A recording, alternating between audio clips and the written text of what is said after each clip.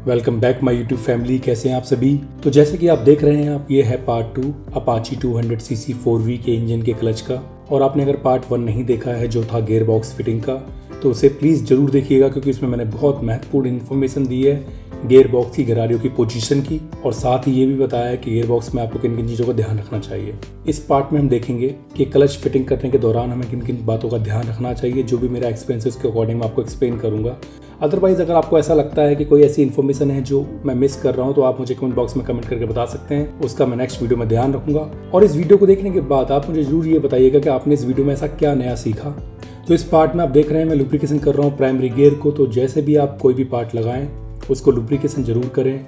आप engine oil का इस्तेमाल कर सकते हैं, ऑयल ट्रीटमेंट का इस्तेमाल कर सकते हैं। आप कोशिश कीजिए जो इंजन यूज़ करते हैं इंजन ऑयल बाइक के अंदर, उसी इंजन ऑयल का यूज़ कर सकते हैं आप। अदरवाइज अगर आपके पास और वैरायटी है जैसे ऑयल ट्रीटमेंट है तो आप इसका यूज़ कर सकते हैं। कोशिश ये कीजिए कि मैं ग्रीस वगैरह ना लगाऊं इसके अंदर, ग्रीस लगाना समझदारी नहीं है। ये है गियर ऑयल पंप ड्राइव, इसको लगाएं दिखाए के तरीके से। ध्यान रहे जबरदस्ती ना करें, बिल्कुल आराम से इसको बैठाएं। इसको लगाने के बाद एक वार्सल है जो इसको लॉक करेगी, ऊपर वाला जो नट है उसको लगा दें। ये वार्सल मुझे नई नहीं मिली थी इसलिए मेरे को ये लगानी पड़ रही है, बट ये वार्सल अगर आपको नहीं मिलती तो आप नहीं लगा सकते हैं। ध्यान रहे जो मैं नट टाइट कर रहा हूँ ये उल्टी चूड़ी का होता है, मतलब घड़ी की सीधी दिशा में घुमाएंगे तो ये खुलेगा और उल्टी दिशा में घुमाएंगे तो ये टाइट होगा। अभी मैं घड़ी की उल्टी दिशा में घुमा रहा हूँ, ये टाइट हो रहा है। मेरे पास न्यूमेटिक गन है, मैं उससे टाइट कर रहा हूँ। अगर आपके पास इसके बेटर कोई ऑप्शन है तो आप कर सकते हैं, अदरवाइज आप दिखाए गए तरीके से भी नट को टाइट कर सकते हैं। बाकी इसके बाद मैं चैम्बर बैठाऊँगा। चैम्बर बैठाते समय कुछ वीडियो मिस हो गई थी टेक्निकल इशू की वजह से, तो इसलिए माफ़ी चाहता हूँ। बाकी मैं इस पार्ट में चैम्बर के ऊपर बोन नहीं लगा रहा हूँ, वो पिछले पार्ट में लगा चुका हूँ। अगर कोई ये कहता है कि आपने बोन नहीं लगाया तो पहला पार्ट जाके देख ले, वहाँ मैंने लगाया। बोन्ड आप यूज़ करें हमेशा सिलिकॉन बोन्ड यूज़ करें और एक अच्छी क्वालिटी का बोन्ड यूज़ करें ताकि अच्छे से लीकेज को रोक पाए और सीलन को रोक पाए। बाकी बोल्टों को लगाएं दिखाए गए तरीके से। और प्लीज़ आप मुझे ये ज़रूर बताएं कमेंट बॉक्स में अपाची 200 4V सीसी के इंजन के अंदर लेफ्ट और राइट के चैम्बर को टाइट करने के लिए कितने नट बोल्ट लगाए जाते हैं, कितने बोल्ट लगाए जाते हैं टोटल। कमेंट बॉक्स में जरूर कमेंट करके बताएं। जिसका भी राइट आंसर होगा उसकी मैं कमेंट को पिन करूंगा, प्लस उसको एक प्यारा सा मैसेज भी दूंगा। और दिखाए गए तरीके से दोनों चैम्बरों को बैठा के बोल्टों को टाइट करें।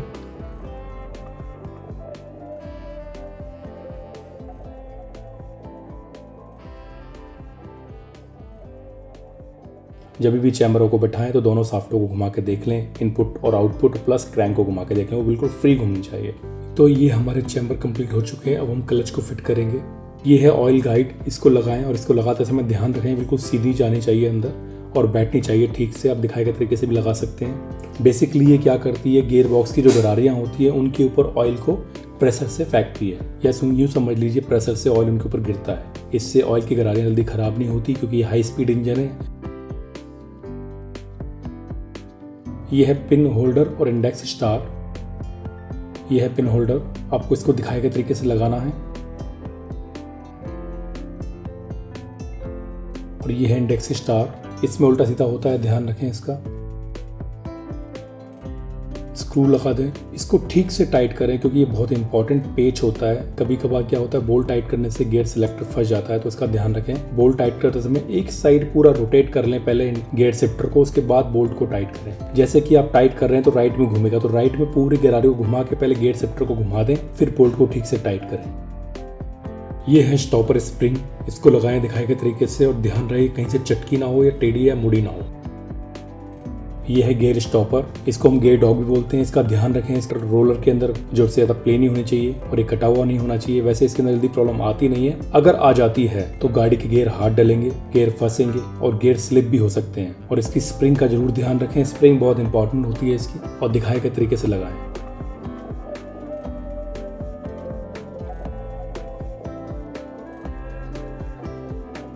टाइट करते समय ध्यान रखें फ्री होना चाहिए, इसकी मूवमेंट बिल्कुल फ्री होनी चाहिए।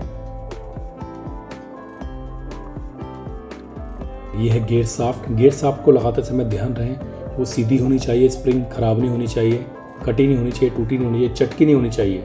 बेसिकली स्प्रिंग चटक जाती है, हम ध्यान नहीं दे पाते हैं, फिर वो बाद में टूट जाती है।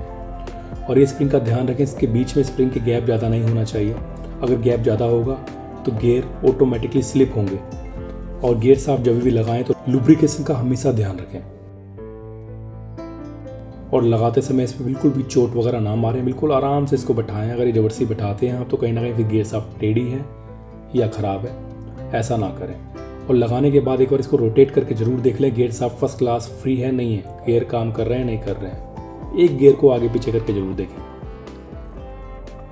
यह है गियर असेंबली प्राइमरी ड्राइव, जिसको हम क्लच हाउसिंग ज़्यादातर बोलते हैं।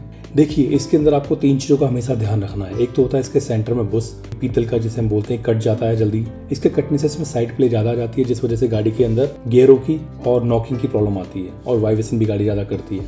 दूसरा होता है इसका साइड प्ले। एक्चुअली ये 2 पार्ट में होता है, क्योंकि एक तो इसमें गियर लगा हुआ है गरारी, जिसको हम प्राइमरी ड्राइव बोलते हैं, और दूसरा होता है गियर असेंबली, जो आगे एल्युमिनियम का पार्ट लगा हुआ है। इसमें ये है गियर असेंबली और पीछे जो गरारी है ये है प्राइमरी ड्राइव इन बोलते हैं एक तरीके से इसको। तो इसमें आपको 2 चीज़ों का ध्यान रखना है। जो गियर असेंबली है, जिसको ऊपर के हाउसिंग को एल्युमिनियम के पार्ट को हम गियर असेंबली बोल रहे हैं, इसमें साइड में गड्ढे ना पड़े। अगर गड्ढे पड़ जाते हैं तो इसको चेंज करा दें। अगर ज़रूरत से ज़्यादा गड्ढे नहीं हैं तो आप इसे ग्राइंड भी कर सकते हैं। इन दोनों के पार्ट के साथ ये जॉइंट होता है, तो इसमें ज़रूरत से ज़्यादा साइड प्ले या खड़ी प्ले नहीं होनी चाहिए। मतलब लेफ्ट राइट में जब इसको हम करें तो प्ले नहीं होनी चाहिए। अगर ज़्यादा प्ले है तो भी इसको चेंज करा दें। ये 3 चीज़ों का इसमें आपको ध्यान रखना है। अब ये ख़राब होने से प्रॉब्लम क्या आती है?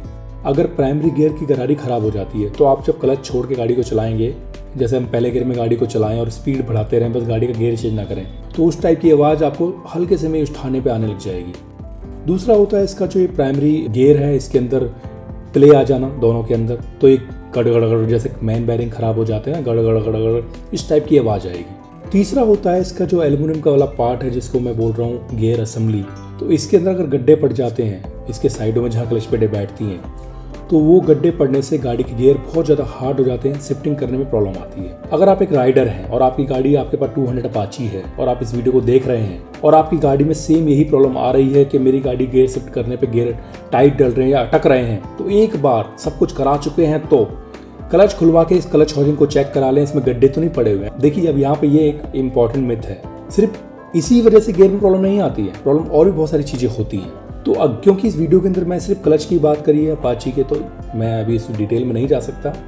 आगे हम जब इंजन को फिट करेंगे, आगे उससे रिलेटेड कोई प्रॉब्लम आएगी तो मैं आपको जरूर बताऊंगा कि हाँ भाई ये पार्ट से ये प्रॉब्लम भी आती है। ये है रिटेनर, इसको लगाएं दिखाए गए तरीके से। ये क्लिप है प्राइमरी ड्राइविंग गियर की, इसको लगाएं दिखाए गए तरीके से।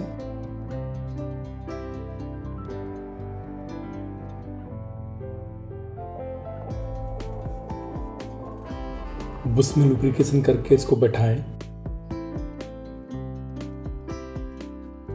इसको नीचे की साइड जो प्राइमरी गियर की एक किक ड्राइवन होता है, जो चैम्बर के अंदर फिट हो रखा होता है, उसके अंदर इसको फंसाना होता है।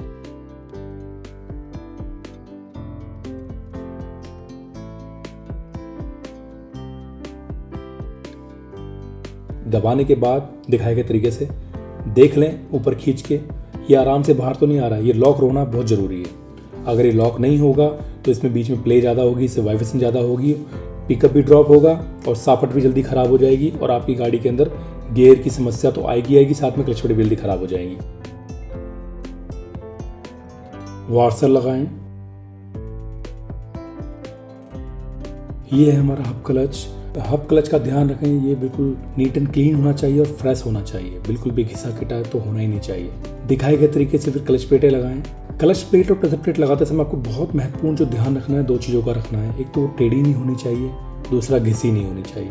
बाई चांस मान लीजिए आपने ध्यान नहीं दिया, टेढ़ी प्लेट लग गई गलती से, तो टेढ़ी प्लेट लगाने के बाद गाड़ी में प्रॉब्लम क्या आएगी? अब गियरों की प्रॉब्लम, सेम गियरों की प्रॉब्लम आएगी और वही सेम प्रॉब्लम आएगी, गियर हार्ड डलेंगे। जो क्लच हाउसिंग कटने के टाइम पे मैं बता रहा था आपको, गियर हार्ड डलेंगे बहुत ज़्यादा। बाकी दिखाए गए तरीके से आप क्लच की असेंबली बनाएं और फिट करें।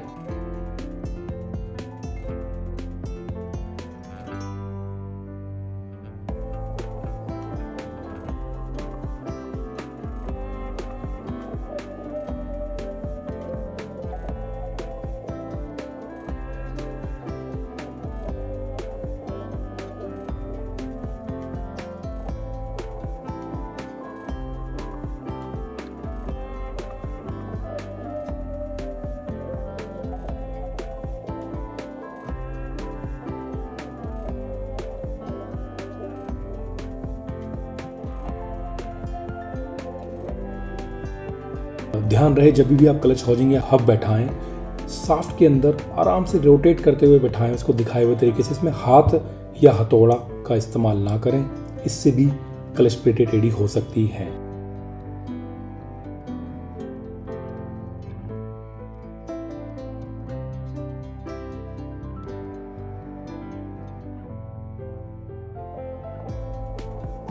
ये हमारा बैठ गया क्लच।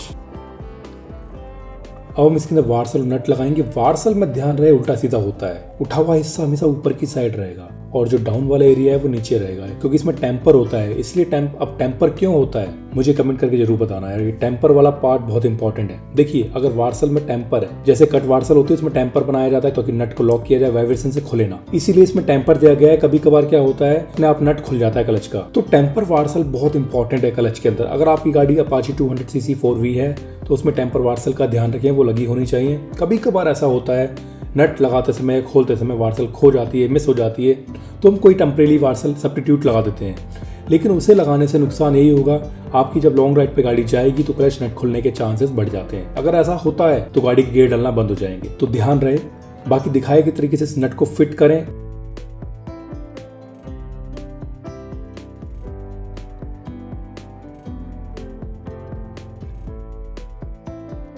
और ये है ऑयल ट्रीटमेंट जिसका मैंने यूज किया है इस क्लच को लुब्रिकेशन करने के लिए। अगर आपको ये ऑयल ट्रीटमेंट परचेज करना है तो मेरे दूसरे चैनल पर जा सकते हैं, जो ARB अनबॉक्सिंग का चैनल है, वहां पर आपको ये ऑयल ट्रीटमेंट मिल जाएगा। इसका प्राइस क्या है वो सब पता लग जाएगा। आप क्लच का लुब्रिकेशन करना बहुत जरूरी है, क्योंकि अगर आप क्लच फिट कर रहे हैं या इंजन का कोई भी पार्ट फिट कर रहे हैं, वो लुब्रिकेशन नहीं हो रहा है, तो जब गाड़ी आप स्टार्ट करेंगे तो ड्राई गाड़ी का इंजन चलेगा, कुछ सेकंड के लिए चलेगा और वो ड्राइनेस काट देगी उस पार्ट्स को जहां पर ऑयल नहीं होगा।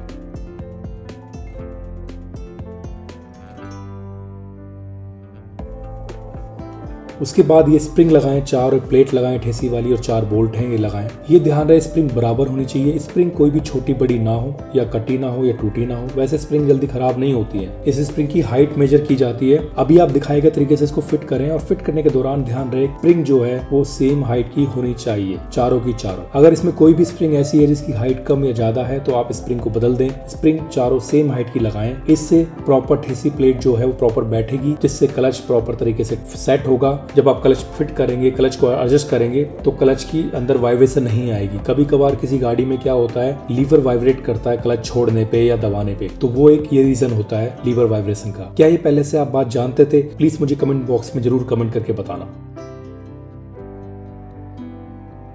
बाकी स्प्रिंग को बैठाएं जरूर ठेसी प्लेट के अंदर। वैसे ठेसी प्लेट का जो ऑफिशियल नेम है वो कुछ और है। इसको बोलते हैं प्लेट क्लच रिलीज। क्या बोलते हैं? Plate clutch release. क्या इस नाम को पहले से आप जानते थे? प्लीज मुझे कमेंट बॉक्स में जरूर बताना। बाकी दिखाए गए तरीके से इसको फिट करें। अगर आपके पास गन है तो टाइट करें, और गन का टाइट करने में ध्यान रखें चारों साइड से बराबर बोल्ट टाइट होने चाहिए। अगर एक भी बोल्ट ऊपर नीचे टाइट किया तो प्लेट फटाफट से चटक जाएगी, और चटकने के बाद आपको सरप्राइज मिलेगा, प्लेट नहीं डलवानी पड़ेगी। एक बार मेरे साथ ऐसा हो चुका है, प्लेट टाइट की थी, वो टूट गई थी, फिर बड़ी मुश्किल से ऑर्डर देके मंगानी पड़ी थी। तो ये हमारी प्लेट टाइट हो चुकी है। एक बार हम क्लच को घुमा के देख रहे हैं, और ये हमारा क्लच का बैरिंग, इसको हम लगाएंगे लुब्रिकेशन के साथ। इस बैरिंग का ध्यान रखें इसमें साइड प्ले ना हो जोर से ज्यादा, और ये बिल्कुल fresh and neat and clean होना चाहिए।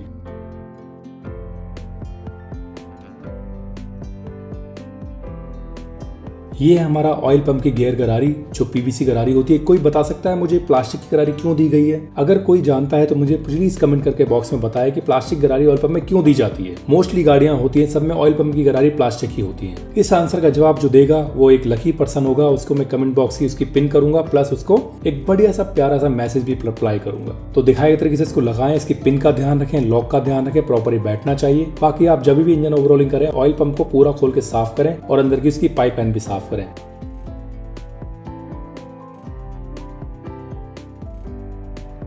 ये है बैलेंसर शाफ्ट का नट, तो इस नट का ध्यान रखें। इसमें प्रॉपर यही नट लगाएं, क्योंकि इसके नट की टॉर्क बहुत अच्छी होती है और पकड़ बहुत अच्छी होती है। इसमें कोई सब्स्टिट्यूट ना लगाएं, वो चलेगा नहीं, जल्दी खुल जाएगा, गाड़ी वाइब्रेशन ज्यादा करेगी।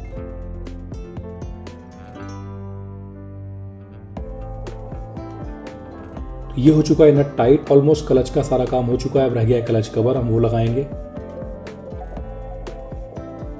ये है डाउल पिन। हमेशा जब भी चैम्बर लगाएं डाउल पिन दोनों लगाएं। अगर एक भी डाउल पिन आप नहीं लगाते हैं तो जैसे चैम्बर की पोजीशन आउट हो जाएगी और उसके बाद जब आप क्लच को ठेसी को यूज करेंगे तो वो जब पोजीशन आउट हो जाएगी तो ठेसी जब क्लच बैरिंग में जाएगी तो वो आगे पीछे होने के टाइम पे एक साइड झुक जाएगी, जिससे क्लच का लीवर हार्ड हो जाएगा और बैरिंग जल्दी खराब हो जाएगा और वाइब्रेशन भी आएगी। तो क्लच लीवर के अंदर वाइब्रेशन होने का ये भी रीजन हो सकता है। बाकी ऐसा कोई मैकेनिक करता नहीं है, डाउल पिन ना लगाए। गैस्केट हमेशा प्रॉपर जनरल गैस्केट लगाएं और तरीके से बैठाएं। अगर आपकी गाड़ी का चैम्बर पुराना हो गया है, उस पर निशान पड़ गए तो आप सिलिकॉन बोन का यूज करके गैस्केट को यूज करके लगा सकते हैं। यह है क्लच रिलीज, क्लच पिन और वॉल। इन तीनों को मिला के हम बोलते हैं इसको ठेसी। इसको दिखाए गए तरीके से आप फिट कीजिए।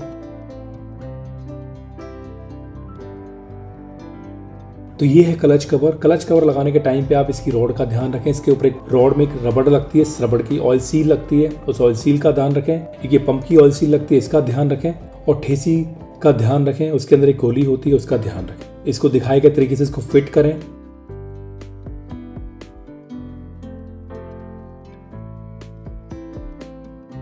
और साफ सफाई का हमेशा ध्यान रखें।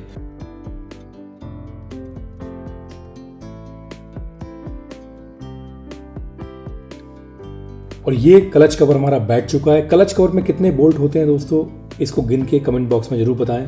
क्लच कवर बैठाते समय दोस्तों चोट वोट ज्यादा ना मारे, उसका इस्तेमाल ना करें। अगर आपको यूज करनी भी है तो पीवीसी हैमर का यूज कर सकते हैं, वो भी छोटी वाली। बाकी प्यार से इसको बैठाएं, क्योंकि चैम्बर एक बार बैंड हो गया तो लीकेज की और सीलन की प्रॉब्लम आ जाती है। हम जब चोट मार के किसी चीज को बैठाते हैं तो उसमें बैंड होने के चांस ज्यादा रहते हैं चैम्बर के।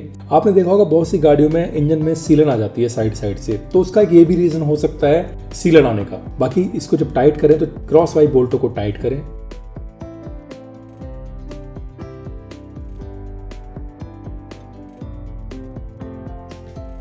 और ये एक एलेंकी का बोल्ट है जिसमें एक स्प्रिंग वार्सल लगी हुई है, जिसकी मैं पहले बात कर रहा था कि इस बोल्ट के अंदर स्प्रिंग वार्सल क्यों दी गई है। आपको कमेंट बॉक्स में करके ये बताना। इस बोल्ट को ठीक से टाइट करें और दिखाए गए तरीके से फिट करें। ये क्लच केबल ब्रैकेट है, इसको लगाएं। और दोस्तों ऑयल फिल्टर हमेशा ध्यान रखें। ऑयल फिल्टर लगाते समय एक अंदर इसकी ओरिंग लगती है क्लच कवर की, मैं दिखा नहीं पाया आपको इस वीडियो में, बट वो होती है इसके अंदर, मैंने निकाली नहीं थी, वो लगी हुई है। उसका ध्यान रखें, वो लगी होनी चाहिए। ये ऑयल फिल्टर की कैप है, इसकी रिंग का ध्यान रखें। अगर इस रिंग फ्लैट हो गई है तो उसको चेंज कर दें। और इसके 3 बोल्ट होते हैं, इसमें एक छोटा 2 बड़े। इन बोल्टों को प्रॉपर तरीके से टाइट करें दिखाए गए तरीके से।